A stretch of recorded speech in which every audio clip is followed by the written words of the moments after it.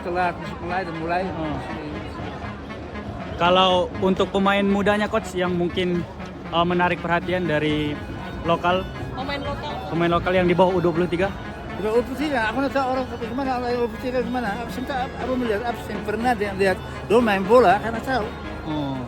Simon Tahamata mencari bintang muda Indonesia di Piala Soratin. Final Piala Soratin U13 baru saja usai. Persib kecil mengangkat piala setelah menumbangkan Asiop Jakarta. Dari tribun VVIP ada satu sosok yang menyita perhatian, Simon Tahamata, kepala pemandu bakat PSSI sekaligus legenda Ajax Amsterdam. Berdiri dengan tenang, mencatat, mengamati, lalu tersenyum. Anak-anak yang baru saja bertanding masih basah keringat, berebut menghampirinya. Mereka ingin berfoto, ingin sekedar menyentuh seorang legenda.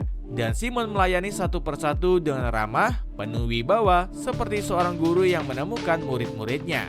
Pertanyaannya, apa arti kehadiran seorang Simon di turnamen anak-anak bernama Piala Soratin ini? Sekedar seremonial atau justru inilah awal dari perburuan bakat yang bisa mengubah wajah sepak bola Indonesia? Piala Soratin bukan sekedar turnamen anak-anak. Sejak lama, inilah panggung awal yang mempertemukan mimpi bocah-bocah di seluruh pelosok negeri dengan kemungkinan masa depan sebagai pesepak bola profesional.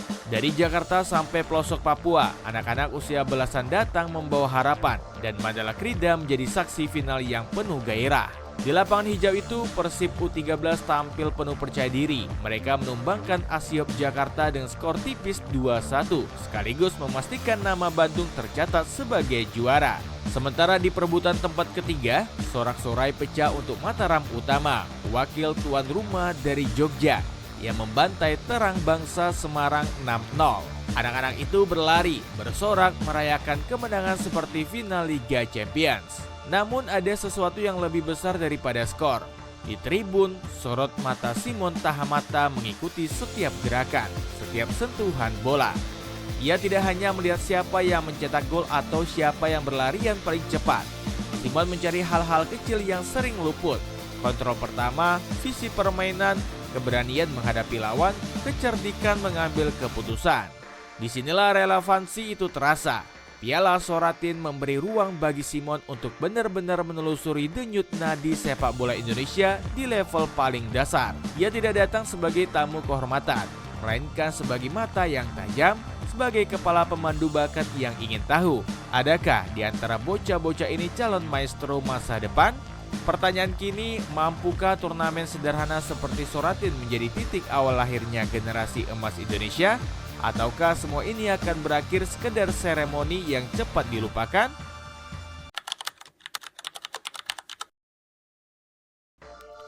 Usai peluit panjang final, lapangan Mandala Krida berubah menjadi ruang perayaan. Anak-anak berlari menuju pinggir lapangan, bukan hanya untuk merayakan kemenangan bersama teman-temannya, tapi juga karena ada satu sosok yang ingin mereka dekati, Simon Tahamata. Tubuhnya kecil, hanya 1,64 meter, namun entah mengapa, di mata anak-anak itu, Simon tampak lebih tinggi dari siapapun di stadion. Mereka berdesakan, berseragam masih basah keringat, sebagian bahkan masih menenteng sepatu. Tujuannya sama, sekedar foto, sekedar jabat tangan, atau bahkan sekedar merasakan kehangatan seorang legenda yang selama ini hanya mereka dengar dari cerita pelatih. Dan Simon tidak menolak satupun. Ia tersenyum, merangkul, melayani foto dengan sabar. Tidak ada jarak, tidak ada dinding antara legenda Ajax Amsterdam dengan bocah-bocah yang baru saja bermimpi menjadi pemain besar. Seolah-olah Simon sedang melihat dirinya sendiri puluhan tahun lalu saat masih bocah Maluku yang berjuang di lapangan-lapangan kecil di Belanda. Aura itu nyata, anak-anak yang baru pertama kali mendengar namanya sekalipun bisa merasakan wibawa yang berbeda. Simon bukan sekedar tamu, ia datang dengan energi yang membuat setiap tatapan seakan memberi pesan. Kamu bisa, asal kau kerja keras, mimpi itu mungkin. Momen sederhana itu, foto bersama di pinggir lapangan, bisa jadi kelak akan dikenang oleh anak-anak ini. Pertanyaannya, apakah dari barisan anak-anak yang berebut foto dengan Simon sore itu akan lahir satu nama besar bagi sepak bola Indonesia di masa depan? Simon Tahamata bukan sosok sembarangan. Selama lebih dari 15 tahun, ia menjadi bagian dari The Tokoms, bukan akademi Ajax Amsterdam yang terkenal melahirkan bintang dunia. Dari lapangan itulah lahir nama-nama besar seperti Wesley Sneijder, Rafael van der Vaart, hingga Martens de Ligt. Di Ajax, Simon belajar bahwa pembinaan usia dini bukan sekedar soal menang kalah. Anak-anak kecil tidak dididik untuk mengangkat trofi sejak dini, melainkan untuk membangun teknik dasar, memahami visi permainan, dan mengasah mental pemenang. Filosofi mereka sederhana. Jika dasar anak-anak kuat, maka kemenangan akan datang dengan sendirinya. Kini di Piala Soratin, Simon mencoba melihat apakah pola itu bisa diterapkan di Indonesia. Ia menyaksikan bocah-bocah yang berlari penuh semangat, tetapi kadang masih terburu-buru, belum tenang atau sekedar mengandalkan fisik. Simon tahu tantangan Indonesia bukan hanya soal bakat, karena bakat selalu ada, melainkan soal struktur, soal konsistensi pembinaan.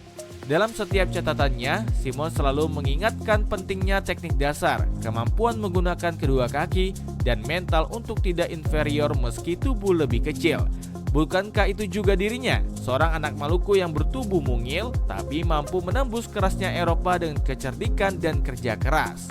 Pertanyaannya, apakah filosofi Ajax yang sudah mendarah daging di Simon bisa benar-benar berakar di tanah air? Ataukah ia akan terbentur oleh sistem lama yang lebih sering mementingkan hasil instan ketimbang proses panjang? Per 1 Juni 2025, Simon Tahamata resmi ditunjuk sebagai Kepala Pemandu Bakat PSSI. Tugasnya jelas, tapi berat, mencari, membina, dan memastikan Indonesia tidak kehilangan potensi besar sejak usia muda. Jika Akademi Ajax dikenal sebagai pabrik pemain dunia, maka PSSI berharap Simon bisa membantu membuka jalan agar Indonesia punya pabrik serupa di tanahnya sendiri. Namun posisi itu bukan tanpa tekanan. Publik sempat meragukan, akankah Simon lebih condong mencari talenta diaspora di Belanda atau benar-benar menekuni anak-anak lokal dari Soratin hingga pelosok kampung? Simon menjawabnya dengan cara sederhana. Ia datang langsung. Ia hadir di Mandala Krida, menonton laga anak-anak, menyalami mereka, bahkan merasakan energi tribun. Ia tidak ingin menjadi pejabat yang hanya duduk di balik meja dan menerima laporan. Simon ingin melihat dengan matanya sendiri siapa anak-anak yang punya nyali, siapa yang berlari dengan hati, siapa yang diam-diam memiliki kecerdasan di atas lapangan. Bagi PSSI, Simon bukan hanya nama besar untuk menaikkan citra, melainkan figur yang benar-benar diharapkan bisa memberi arah. Filosofinya sejalan dengan Villanesia, konsep permainan khas Indonesia yang sudah digagas sejak 2017. Bedanya, Simon punya pengalaman panjang untuk membuat gagasan itu lebih konkret. Namun, pertanyaan besar tetap menggantung. Mampukah Simon benar-benar memengaruhi sistem yang sudah terlalu lama karatan, ataukah perannya akan berhenti sebatas simbol tanpa daya ubah yang nyata? Bagi Simon Tahamata, Indonesia bukan tanah asing. Meski lahir dan besar di Belanda, darah Maluku mengalir deras dalam dirinya. Sejak kecil, ia mendengar cerita kampung halaman dari orang tuanya tentang tanah jauh di timur yang kaya, indah, tapi penuh pergulatan. Namun perjalanan hidup membawanya jauh. Ajax, Standerlecht, timnas Belanda, semua pencapaiannya itu membentuk Simon sebagai salah satu pesepak bola paling dihormati di Eropa. Nama Maluku sering ia sebutkan dengan bangga, tapi kesempatan untuk benar-benar berkontribusi pada tanah leluhur baru datang di usia senja. Maka ketika ia menerima tawaran dari PSSI, Simon tidak melihatnya sekedar pekerjaan. Ada lapisan emosional di dalamnya. Pulang meski dengan cara yang berbeda. Ia pulang bukan sebagai bocah yang kembali ke tanah kelahiran orang tuanya, tapi sebagai seorang guru, seorang pencari bakat yang ingin memberi sesuatu bagi generasi muda Indonesia. Di Mandala Krida, ketika ia dikerubuti anak-anak kecil yang meminta foto, Simon mungkin melihat dirinya sendiri. Seorang bocah kecil yang dulu kerap diremehkan karena tubuhnya mungil, tapi terus bermimpi. Hanya saja kali ini, ia berada di sisi lain. Bukan lagi si pemimpi, tapi sosok yang bisa menghidupkan mimpi orang lain. Pertanyaannya kini, apakah inilah arti jalan pulang bagi Simon Tahamata? Sebuah kesempatan untuk menembus jarak puluhan tahun dengan tanah leluhurnya melalui senyum anak-anak yang ia temui di pinggir lapangan?